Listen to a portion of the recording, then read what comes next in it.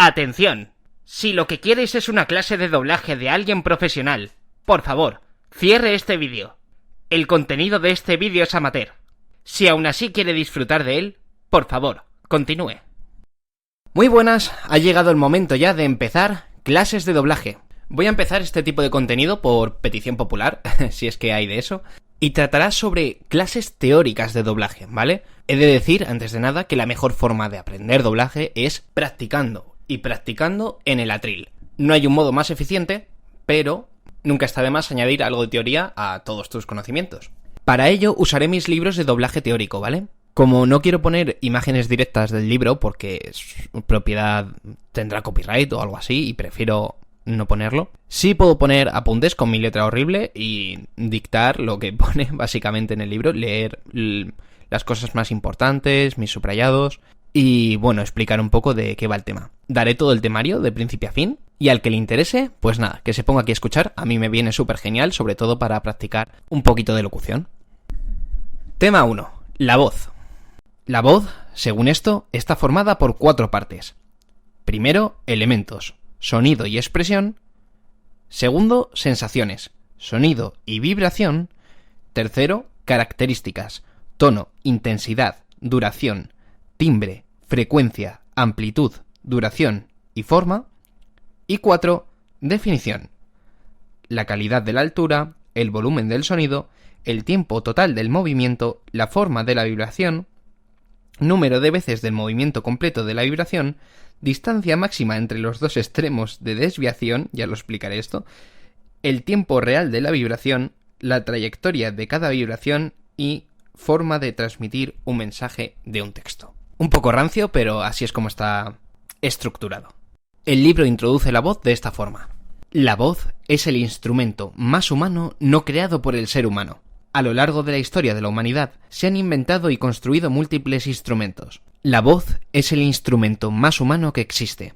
A lo largo de la historia de la humanidad se han inventado y construido múltiples instrumentos, menos uno, la voz.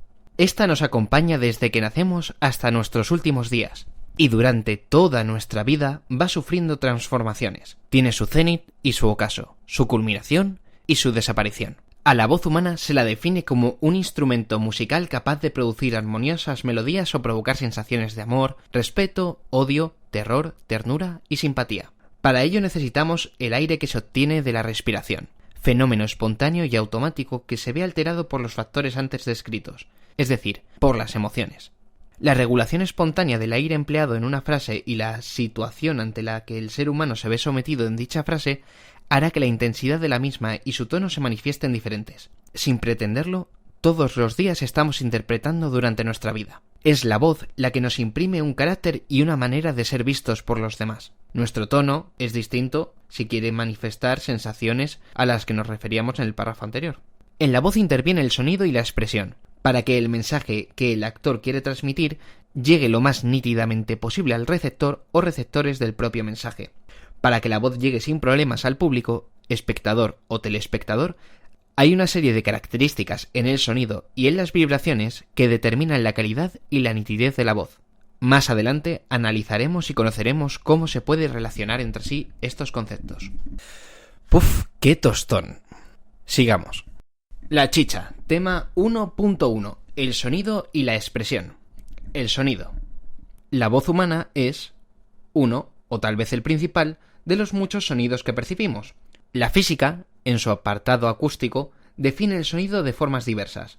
Para algunos autores, el sonido es un movimiento ondulatorio de la materia que afecta a nuestro órgano auditivo. Así, el sonido comprende dos hechos: la existencia de una vibración, movimiento ondulatorio, y la captación de ella por el aparato adecuado. ¿Qué es, pues, una vibración? Una vibración es: todo objeto elástico es susceptible de un movimiento oscilatorio que provoca en el medio en el que se produce un movimiento semejante. Ese medio, que generalmente es el aire, también es elástico. Transmite ese movimiento hasta alcanzar un oído que lo capta y lo transforma en percepción. Tanto el movimiento original como el recibido y el transmitido por el medio son vibraciones.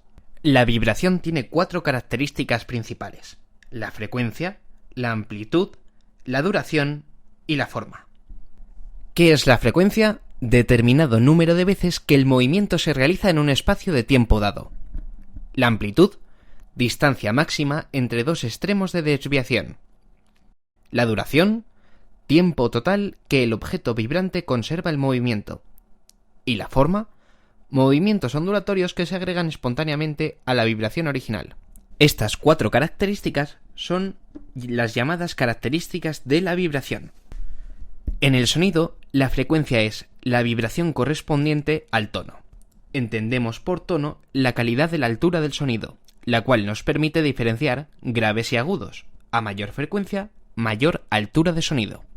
La amplitud de la vibración determina la intensidad del sonido, su cantidad de fuerte o suave, el llamado volumen. La amplitud es el volumen. Cuanto más amplia es la vibración, más intensidad tiene, es decir, mayor es su volumen. La duración es la duración de la vibración correspondiente exactamente a la duración del sonido. Básicamente es el tiempo de vida que tiene la vibración en cuestión. Y la forma.